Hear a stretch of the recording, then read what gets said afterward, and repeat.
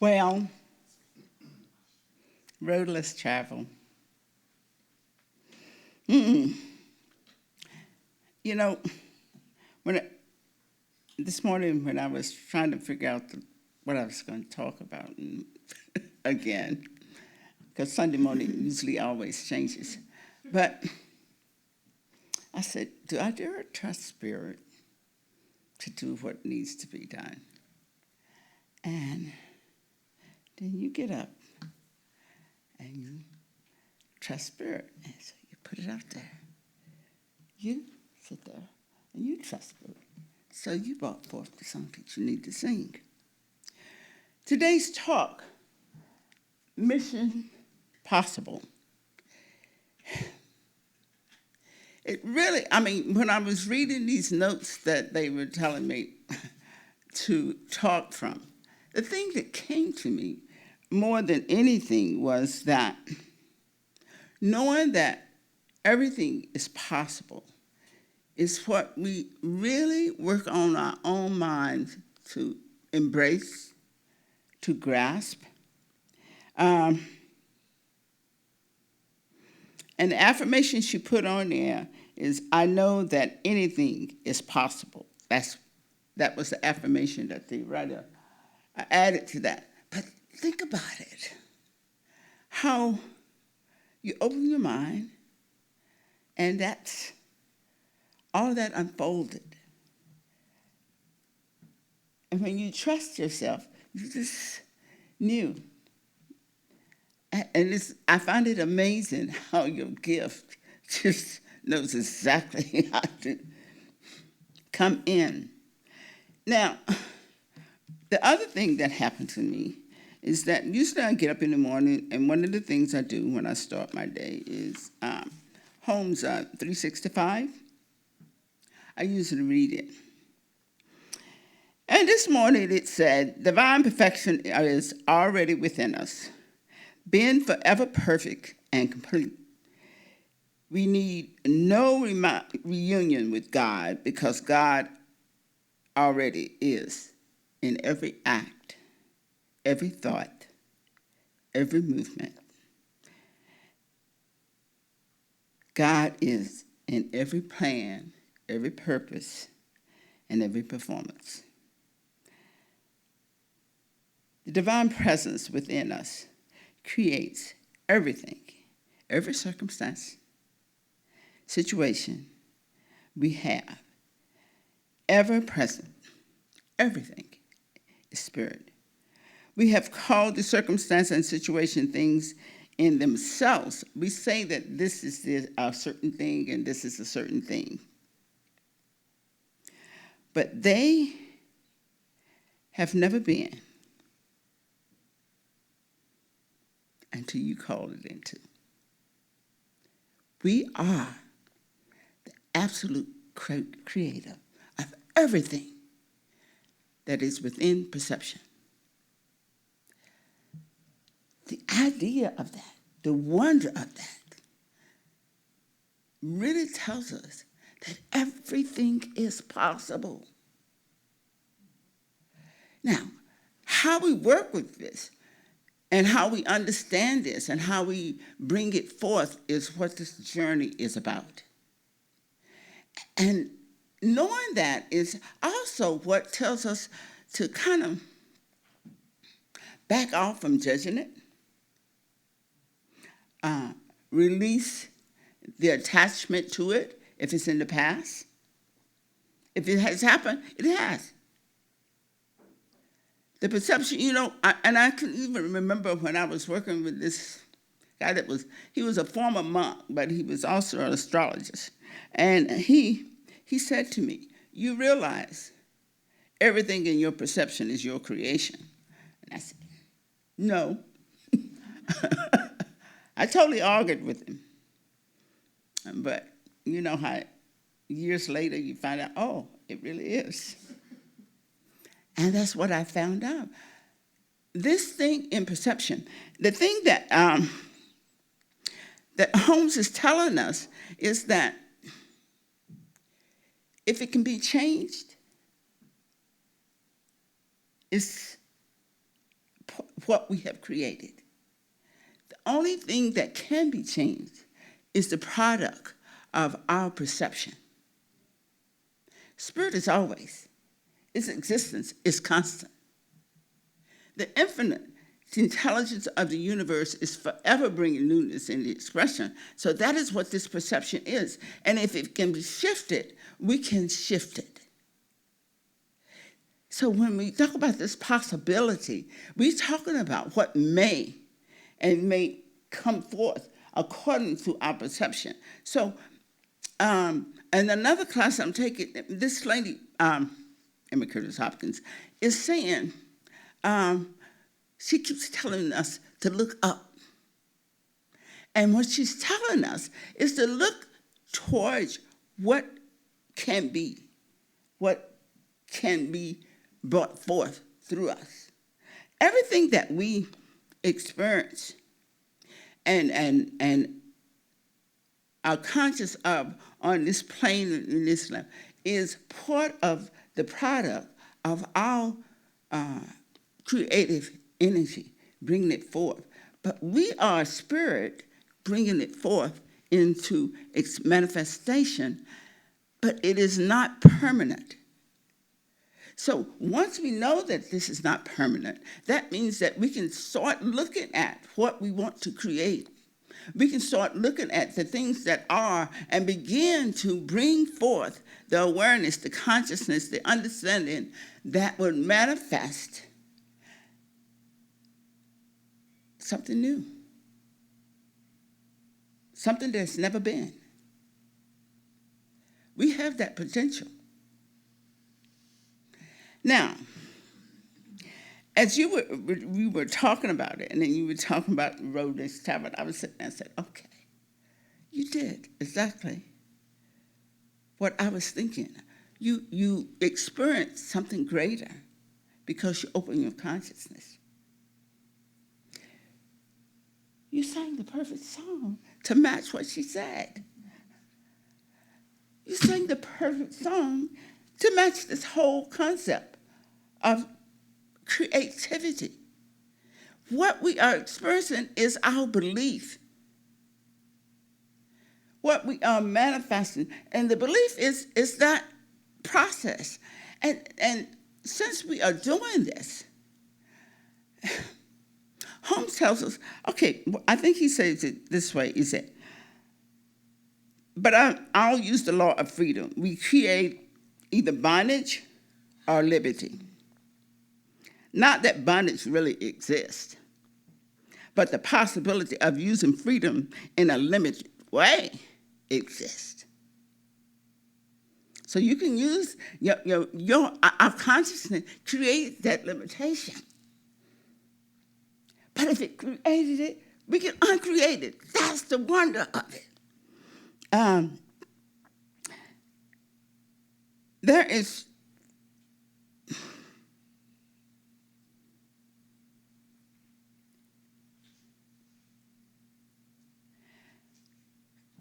there is this possibility that is always. So if we have created this limitation, anything we are experiencing right now,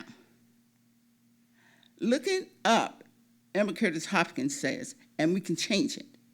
So instead of wrestling with what is, shift the consciousness to what you want to step in and to believe. It's so rich. You know, when I said I was going to trust Spirit to do this, because I said, I don't know, I can't know if I could write a 20-minute talk because nothing seems to be coming with it. But I knew that once I put it down and I did a little treatment, and I said, oh, I know that. That's perfect.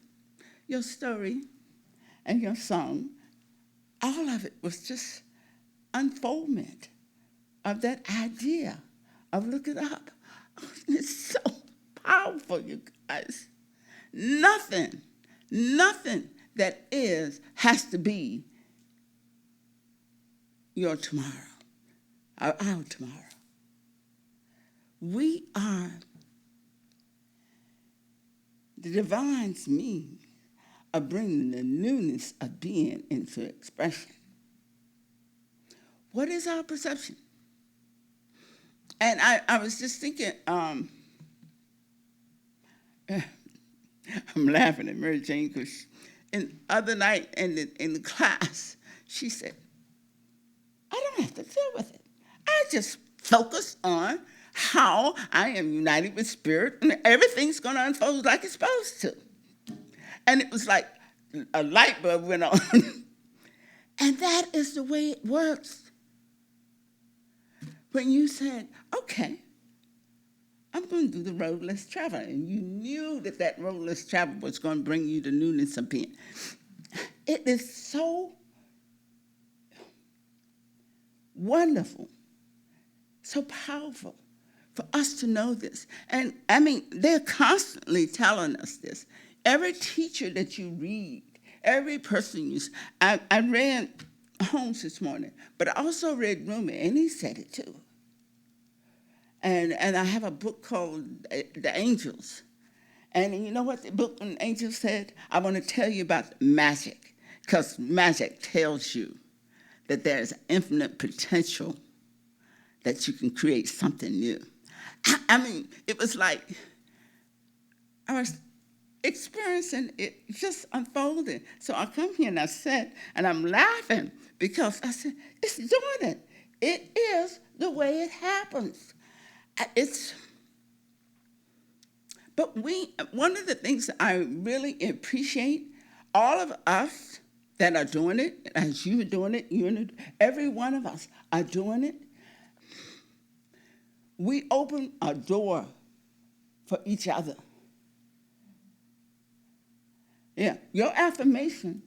I mean, everybody in class heard that, and I know they're still thinking about it, whether it's real or real. I mean, and how many times have it hit you? Oh, that's a perfect song. Just come right into your consciousness because you're open for it. So we all are on this road less traveled. We are all on it to the extent that we open our conscience and our mind to do it. I know and understand that, and when I look at this room, I know that these are consciousness that are aware that they can shift their perception and shift their experience. We all are. Sometimes we get more encouraged than other times. Sometimes we get over those things and want to hold like the dog. They play with a dog when he gets so to it and he's not going to let it go. Sometimes we hold on to some of those problems like that. But the freedom is to know and to understand that this gift of imagination that we have given, and it never says, we really have to know that our imagination is the gift. Because this gift of imagination can bring forth the newness of being. Now, all this other stuff that we are talking about, the awareness, the creativity and all this. I mean, it's kind of like different terminologies describing the same thing, enough so that we know to not get discouraged if somebody else come up with another idea totally different. We know we're subject to it only to the extent that we buy into it or believe it. Now, I find it sometimes challenging if I look at too much of something too many times. I begin to buy into something that isn't necessarily in my highest good. But I realize that I have let my mind run over this too many times. And that's when the work comes in. That's when the work of doing the treatment. That's when the work comes in that we have to meditate and take ourselves out of that off that road and onto that road. And so you don't be afraid of the what is it, the sheep and goats. And we just say, okay, it was the song I was going to sing, but this is better. How many times have we done that? I was sitting there this morning, and this painting, look at where the trees are.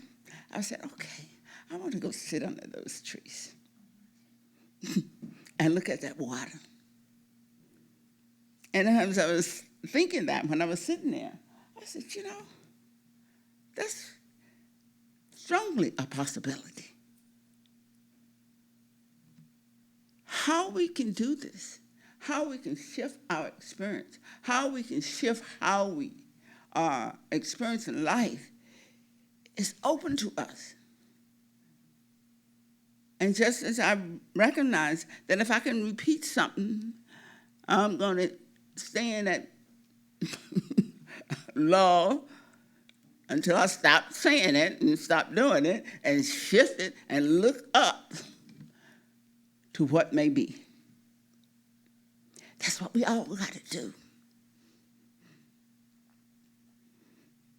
Everything's possible. Perception is the result of our thinking, our understanding, and awareness. Our imagination is the ticket to freedom on this plane of activity.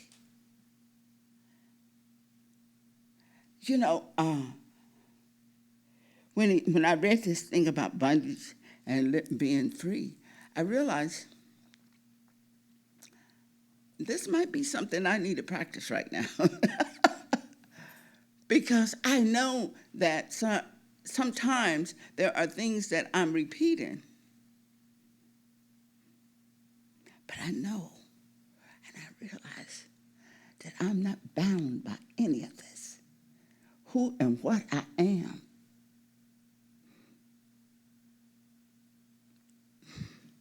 Is Spirit itself bringing all these things into expression. The more I own it, the freer I am. The more I embrace it, the more I'm able to shift to a different experience. The easier I am able to do it. And I thought the idea of what they are saying here, for me, also fit right into my class, self-mastery. So self-mastery is how we learn how to use that imagination. That's a Neville's concept. How we use that imagination to shift to what we want to experience. Look it up. Because in that looking up, we realize it depends on what I can bring forth in thought and concept. Road less travel. Just do it. There's no reason to hold back. And I was encouraging you to go on, because I didn't have that much to say. So it fits right in. But I like my audience because I know everybody personally in here, and I don't think it's anybody in here that I haven't had this conversation with in one way or the other. And thank you all for allowing me to test my perception. I shifted, and everything shifted with it. Thank you.